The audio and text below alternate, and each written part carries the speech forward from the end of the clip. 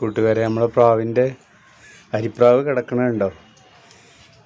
ഞാൻ നാൾ പറഞ്ഞിരുന്നല്ലോ, കൂടുകൾ കുറേ ഉണ്ടായിട്ടും പിന്നെ ഇവർ ഇവിടെ തന്നെ മുട്ടയിടുള്ളൂ.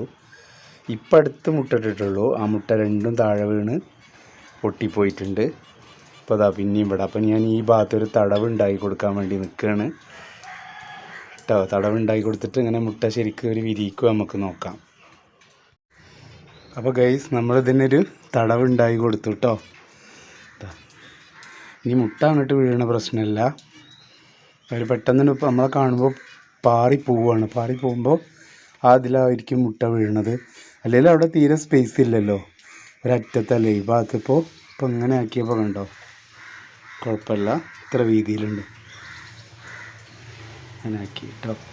ഞാൻ വന്നിരിക്കുമോ നമുക്ക് നോക്കാം. ഭാഗ്യം കേട്ടോ, പിന്നെയും വന്ന് അവിടെ ഇരിക്കൽ തുടങ്ങി, അവിടെ ഇരിക്കാൻ തുടങ്ങിയിട്ടോ. അപ്പോൾ സമാധാനമായി.